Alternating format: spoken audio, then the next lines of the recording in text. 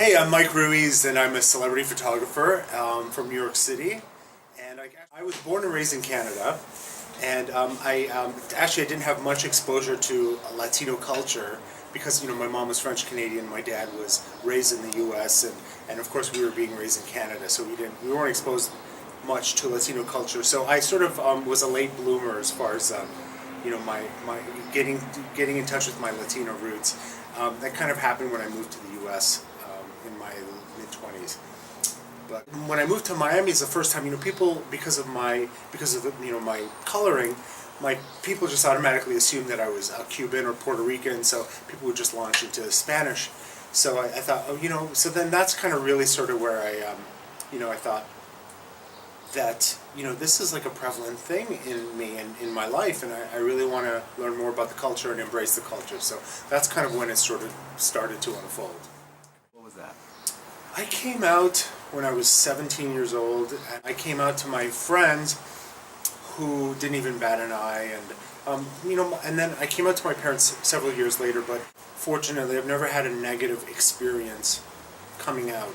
Most of the negativity associated with my being gay and coming of age had to do mostly with myself, and of course, like in high school, being relentlessly bullied. People will bully you for anything. I grew up in a French Canadian, entirely white, like snow white community, and so I was a little overweight. So I was ethnic, and I used to always hang out with the girls. So I got it from every angle. I had like every strike against me. So needless to say, the bullying was pretty intense and unrelenting.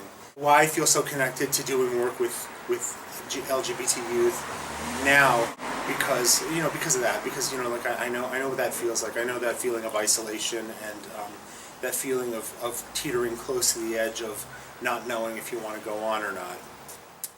And being in the public eye, you tend to I've been approached to speak on behalf of different organizations, and I have, and by doing so, I've educated myself, and I've learned the statistics, and the statistics are really alarming these days. I came of age when AIDS was a death sentence, and you were gonna, so my generation adopted a mindset where if you didn't protect yourself, you were dead.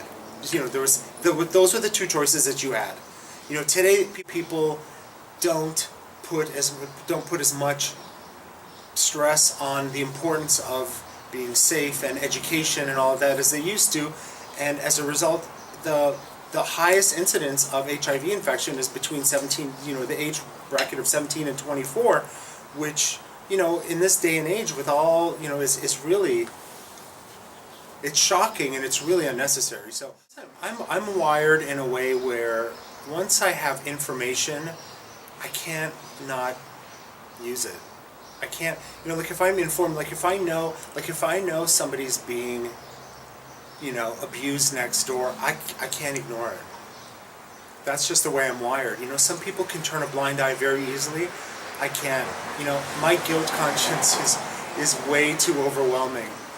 And that's spread to our four-legged friends these days. I've adopted the sweetest little rescue that you'll ever meet in your life, and I love that little thing more than you can imagine. And as a result, I can't, if I hear a dog yelp or cry, I'll burst into tears. And so I've been advocating on behalf of adopting animals as opposed to buying from pet stores and puppy mills, and and taking care of your dogs and not discarding. The advice that I'd give to a kid coming out now who's being bullied, you're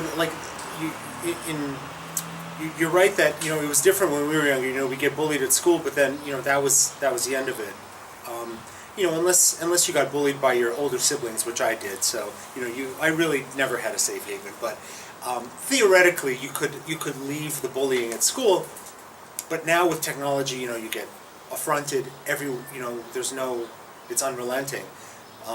But that same technology, my advice is that same technology can be used to educate yourself and to empower yourself and to tap into an even bigger. You think the bullying network is is your, is all encompassing because that's your world at the time. But if you use technology, you'll tap into an even bigger entity that is positive and supportive and nurturing and makes the little bullying community seem so small and insignificant.